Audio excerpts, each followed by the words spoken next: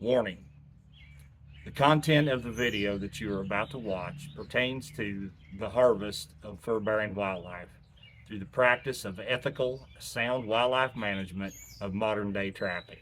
If this bothers you, if it triggers you in any way, shape, or form, please leave this channel now. Hey trappers, Dale Billingsley here, Billingsley Brand Lures. Guys, what we're going to do today, I'm walking back in here on some ground. Got some really good locations back in here, but what I want to talk to you about more than anything is using long distance call lures. So we'll get things set up here and get at it. Oh, we just got Timber just come hauling ass up through here, and she just stopped right there real quick. She caught wind of something, I think. Just kind of watch her here a minute.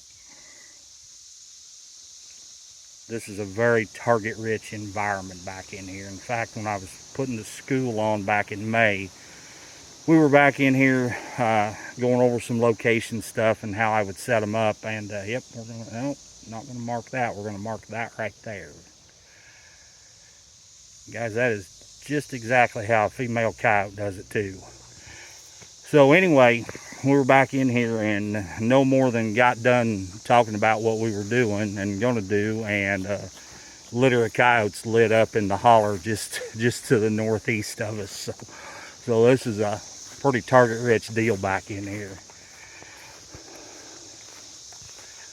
She will literally piss herself dry back in here.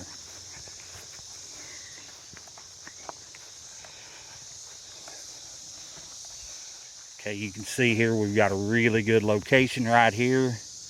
Got a mowed path here. We've got a mowed path coming here. The points right there. Again, right here by this cedar tree would all be excellent locations to set. Then, as we go on back in here a little ways, not too much further actually, we've got another three-way right here. They've mowed this a little wider, opened it up a little bit compared to what it was just a month ago. But still, the locations are still here. So you've got that point right there, just right there where Timber's sniffing. Then you've got this point right over here. And then you've got that point right there on that inside corner.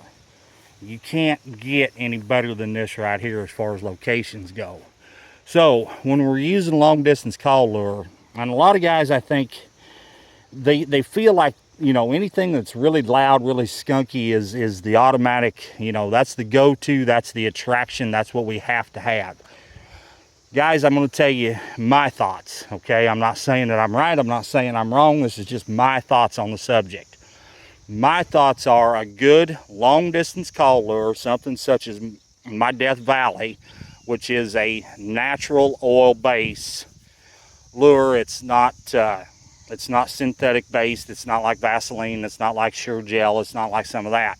It is a natural oil base.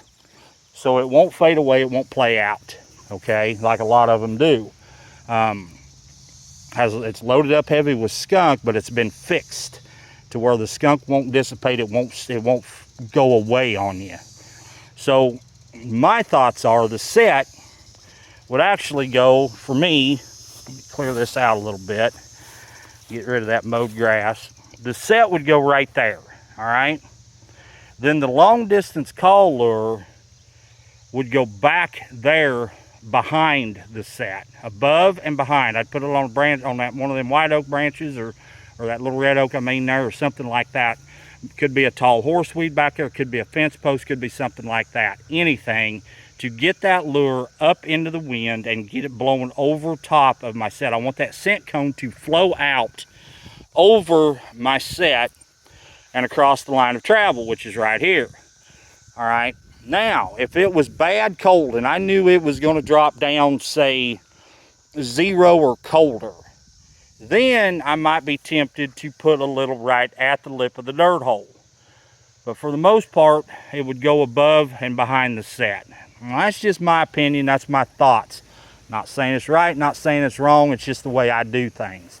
It would be the same way over here. This is actually This corner is actually straight north. Okay, the wind today is out of the south-southwest, but the set would go right there at the back, at the bottom of that little spit weed right there, and then the long distance call lure would go on one of those cedar branches above and behind. If there's not anything there, such as like this corner right here, if there's nothing there to put the long distance call lure on, put something there. You can always take your spade and punch a little deal down there and stick a horseweed or a branch, even something up there to get that lure up. I want it up there, about 4.5 feet if I can get it that high. I want it blowing over my set across the line of travel so that as he picks it up fine out here away from it, but then as he comes in under the cone, the scent cone, now he's smelling what I'm offering in the hole.